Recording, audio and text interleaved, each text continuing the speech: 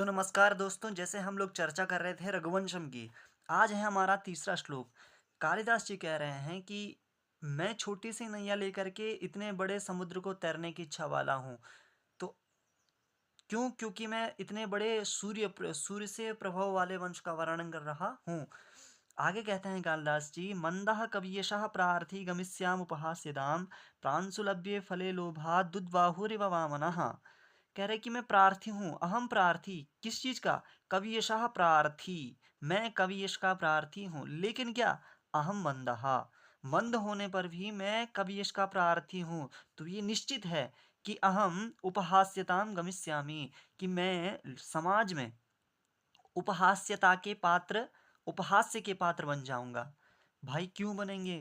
कह रहे कि पहला तो ये कि इतने बड़े सूर्य से उत्पन्न हुए वंश का मैं जब वर्णन करूंगा, तो क्या निश्चित है कि मैं क्या समाजे लोके अहम उपहास्यताम गमिष्यामि प्राप्स्यामि। ठीक है। जिस प्रकार से प्रांशुलभ्ये फले लोभादुद्बाहुरिवामनः। प्रांशुलभ्ये फले, प्रांशु कहते हैं किसी लंबे व्यक्ति को। कोई फल यदि किसी ऊंचाई पे, ऐसे ऊंचाई पे लगा है जिसको कोई लंबा हट्टा कट्टा व्यक्ति ही इसको प्राप्त कर सकता है, तो यदि वहां कोई वामन व्यक्ति, वामन कहते हैं बौने व्यक्ति को, यदि वहां कोई बौना व्यक्ति उछल कूद करे, तो ये निश्चित है कि समाज उस पे हंसेगा ही हंसेगा। वो समाज के उपहास के पात्र बन जाएगा।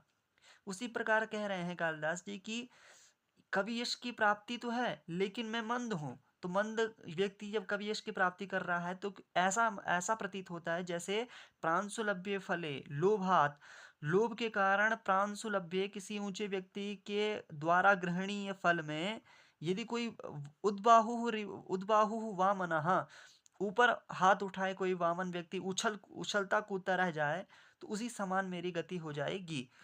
अन्वय कह रहा हूं, आप दोबारा सुन लीजिएगा कि अहम मंदः मंदः अपि कवियशः प्रार्थी अस्मि, अतः उपहास्यतां गमिष्यामि। यथा लोभात् प्रांशुलभ्ये फले उद्बाहुः वामनः अस्ति, तथैव अहम अस्मि। तो इस प्रकार से हमने आज तीसरा श्लोक भी कंप्लीट कर लिया। कोशिश करेंगे मित्रों कि 95 श्लोक हैं, और 95 श्लोकों को केवल शॉर्ट्स के माध्यम से आपको समझाने का समझाएंगे। तो धन्यवाद मित्रों।